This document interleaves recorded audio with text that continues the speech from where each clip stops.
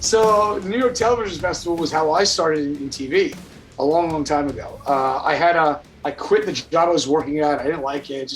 I was like temping at that point or whatever. And I said, fuck it. So I quit. I had an idea for a TV show, like an improv comedy show. I spent $500, shot it on my own, edited it together, entered into the very first New York Television Festival. Yep. I didn't win the festival, but I sold the pilot. It was the first TV show to sell from the festival. So we sold that to I sold that to A&E.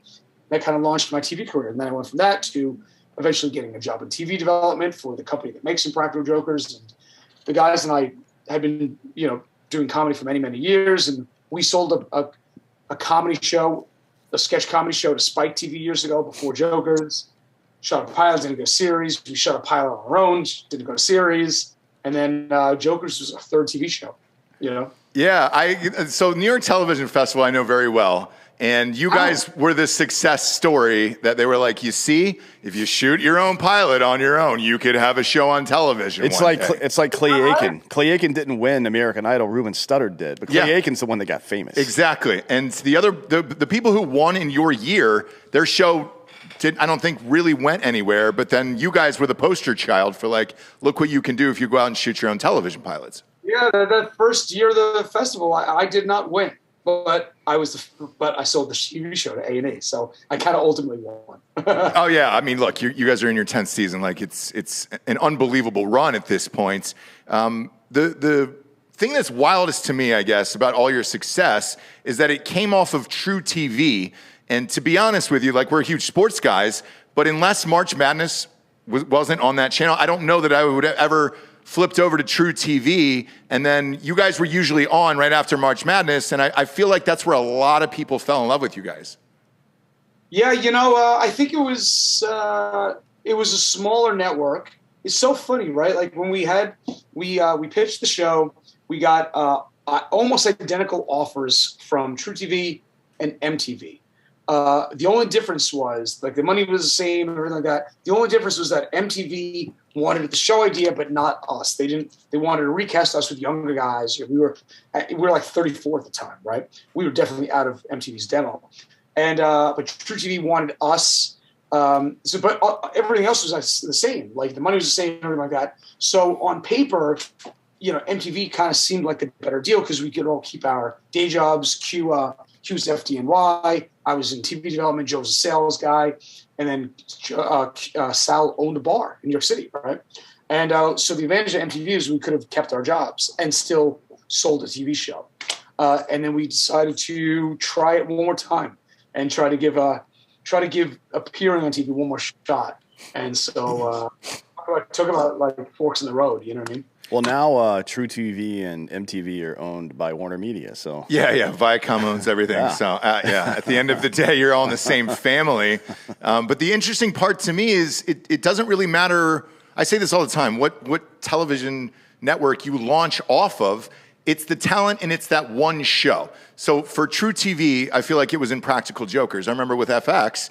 It was Always Sunny in Philadelphia. Well, they had, from the comedy side, yeah, but from the drama side, they had quite a bit. Correct. Like but Shield and but just speaking comedically and things like that, even Pop TV, which nobody knows what Pop TV was until Schitt's Creek happened. Sure. Yeah, so I mean, coming off of TruTV is wild. We had Steve Lemmy on, what was it, last year for Tacoma FD? Yeah, something like that. I don't remember exactly. Yeah, they've got some good programming coming out of TruTV, and I feel like you guys built that network. How long do you want to keep doing it? As long as people look at my job, man. I get to make my best friends laugh for a living, and then tour the weekends and tour the guys, and what a fucking great job I got. I don't know what to do after this. I'll continue to make TV shows and write books and things like that. But what a sweet spot we're in and we've been in. And, TV shows don't last 10 years at all anymore. So I'll do it as long as it's still funny and the show's great and people love us, Well, speaking of the ability to continue doing the show, I know you guys do more destination shows now than you did obviously early in the season, and that's a function of having a bigger production budget and all that shit as well. But part of it has to be like how you can't just run around Staten Island anymore. People fucking know who you are. Right? Everybody knows who you guys are. How do you do anything anywhere in New York anymore? It's really hard. We go further and further away. We were supposed to film right before COVID hit. We were doing an episode in Australia and an episode in India too, because those are actually our bigger markets, not the United States. We're the most fan mail we get is from India, and we were supposed to film in both those countries, and then everything got shut down. So we just keep. There's some places I want to go. I want to do either an entire episode or a punishment in Alaska. I want to do a Canadian episode. I like to do like a spring break episode, like a Cancun episode. It'll be fun, especially now that we're firmly middle-aged and do not belong. You know what I mean? I go bongo in Cancun. It'd be great fun. Well, you guys had one of your live specials was with Travis Pastrana, Nitro Circus. He's a buddy of ours. That's always actually all of our friends are at his house right now, Pastrana Land. Yeah, they're filming for Memorial Day, doing a bunch of stuff. There's plenty of stuff you could get into there, but I didn't. Was it Q that got hurt from that last time? He broke his ribs. Yeah. We were rehearsing for the. That had to be the season finale of maybe season 6. It was like a live episode, a Nitro Circus Jokers crossover episode, and practicing for it like 2 weeks before the competition. He was learning how to ride the course, things like that at Pastrana's house, and just hit a turn, hit a bump wrong, and flew off and crashed into the handlebars of the ATV or whatever he was driving at the time, or bike, and boom, broke several ribs. So instead of him in the episode, Fatone swapped in for him for the live episode. So how do you guys measure what's too far for these challenges and punishments? Yeah, is it you guys or is it actually the producers who step in and be like, all right, we can't do that today? We are the producers. It's not like it's us. It's us. So I think it's just trust. Like there's one coming up. A little spoiler, I guess. Coming up, this is right on the edge of too far, right? So the celebrity guest was Method Man from Wu-Tang, right? And they had me on a panel of experts. Method Man was the host, and so 50, 100 people in the crowd watching this panel on television, what have you. And I get introduced as James Murray from television. Nobody realizes that we're filming Practical Jokers. There's a number of other experts in the panel. But right before I went out on stage with Method Man as part of the panel, the guys had me insert a 5-inch remote-controlled vibrating butt plug inside me.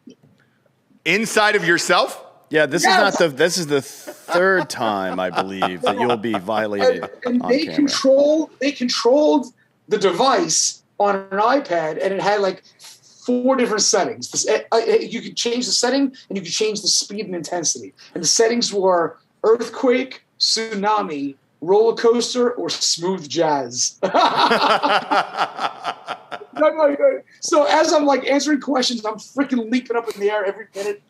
The audience just thought I was nuts. They're like, "What's going on with Murr?" It was great fun. That's right on the edge too far. You know what I'm saying? That's really fun. I mean, look, when you start putting things inside your ass. Well, he's had a man inside of him, technically. I mean, it was a doctor checking his prostate. But sure, but this is a full butt plug. Yeah. Now we're getting into sexual shit, which I like. Yeah, I mean, we all like it.